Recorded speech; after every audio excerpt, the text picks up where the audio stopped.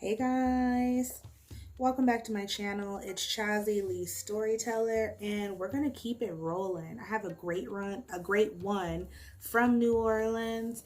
This is the story of the Axeman murderer. Ooh, this is a creepy one. It's a true one. This is a true story in history. So we're gonna go with historical urban legend history today. So he was a maniac, terrorizing the people of New Orleans from May 1918 to 1919. By August of 1918, the people were paralyzed by fear. In the dead of night, the Axeman would break into a series of mostly Italian immigrants' homes and grocers, then gruesomely murder them with their own axes, and sometimes by razor or shooting, etc. There is said to have been at least 7 people murdered and 7 people injured. Okay, so there have been a lot of theories that the mysterious serial killer of New Orleans was like a racist and a xenophobic who targeted Italian American immigrants. This also caused some to believe that the crimes were mafia related. No solid evidence ever tied the crimes to the mafia though. There was a lot going on at this time, guys. A lot of gruesome murders. If you're like squeamish to these type of things, just fast forward a couple of minutes. Yeah, so now the murders were just terrible. When I was researching the story, the details of how some of the people's lives ended was something pretty much straight out of a horror film. So 2 of the alleged early victims of the Axeman, an Italian couple named the Chiambras were shot by an intruder in their lower Ninth Ward home in the early morning hours. The husband survived while the wife did not, unfortunately. Joseph Maggio, for example, had his skull fractured with his own axe and his throat slashed with a razor. His wife, Catherine, also had her throat cut. She suffocated on her own blood and she bled out, then sadly passed as well. Anna Cordomaglio was the wife of immigrant laborer Charles Cordomaglia. She was attacked alongside her husband on March 19th, 1999, while sleeping with her baby in her arms. Terrible. She was badly wounded by the Axeman but survived the incident. For perspective, here's some history about the large Italian population in New Orleans that I found on the Smithsonian. In the late 19th century, there was an influx of Italians coming from northern Italy to Louisiana post-emancipation due to the need of cheap workforce basically. Most left to labor on the sugarcane and cotton plantation. It was basically a hard life that nevertheless gave them the chance to save money. An immigrant who carefully hoarded his wages could strike out on his own within a few years. So as far as the planters were concerned, this was the one problem with Italian workers. Planters grumbled that they wouldn't keep Italians in the field because in a couple of years they would have saved up a little money, right? Laid by a little money and are ready to start a fruit shop, or they start a grocery store at some crossroads type of town situation.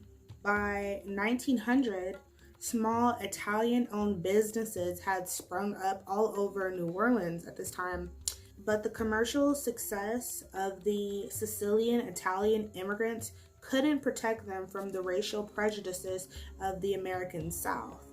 Italians never entirely replaced black labor in Louisiana, but they did work alongside African Americans in the field. While Italians, not understanding the racial hierarchies of the South, found nothing shameful about this, the native whites, their willingness to do so made them no better than blacks, Chinese, or the other non-white groups.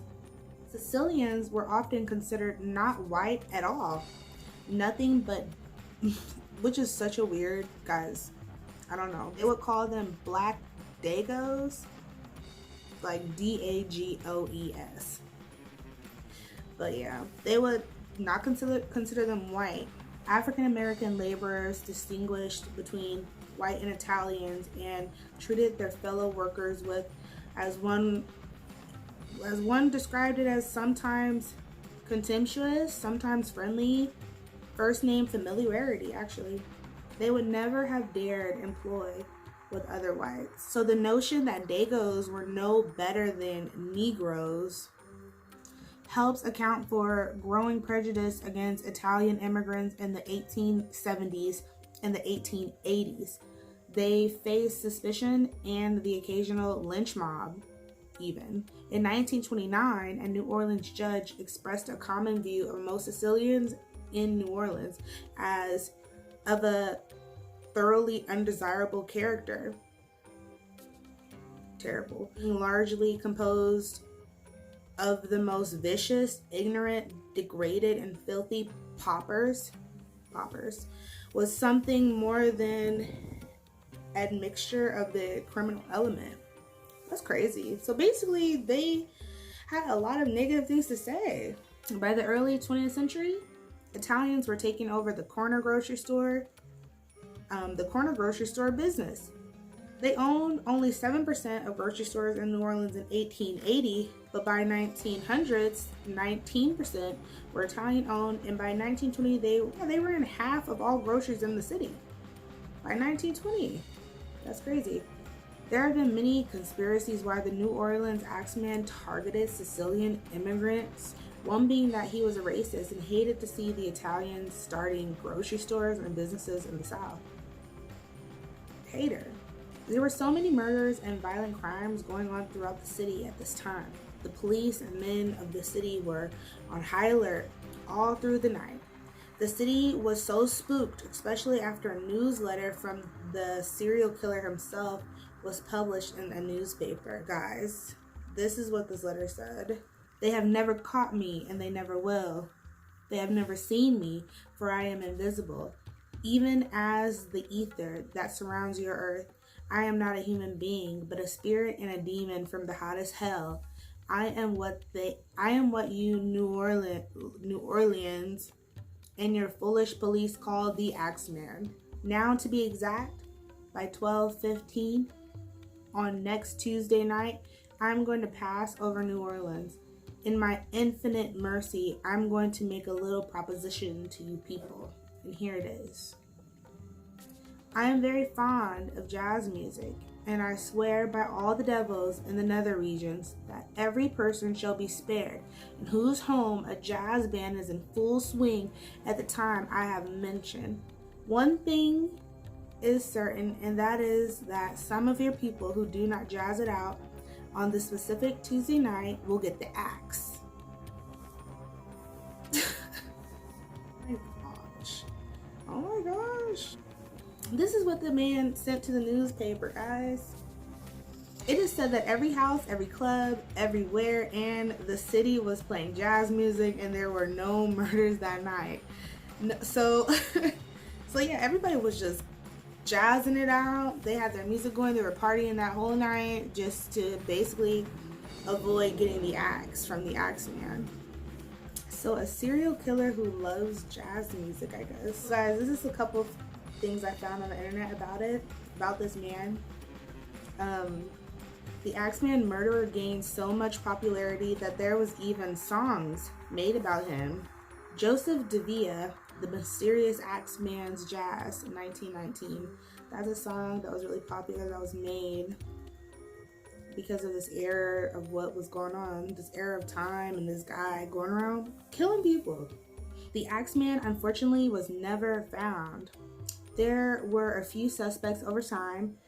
Crime writer Colin Wilson suspected Joseph Momfrey, a man shot to death in Los Angeles by the widow of the Axeman's victim, Mike Pippin. This was the Axeman's last known victim. Wow, this was a crazy story. What do you guys think about the Axeman murder of New Orleans? What do you think? Why do you think he targeted Italian immigrants over all people? What are your thoughts? I'm interested to hear what you guys think about this story. I thought it was super crazy. The fact that this is a true story from American history down in the South in New Orleans. Yeah, super crazy story, guys. Be sure to like, comment, and subscribe. Yeah, let me know your thoughts. I really want to know. See you guys in my next video. Bye.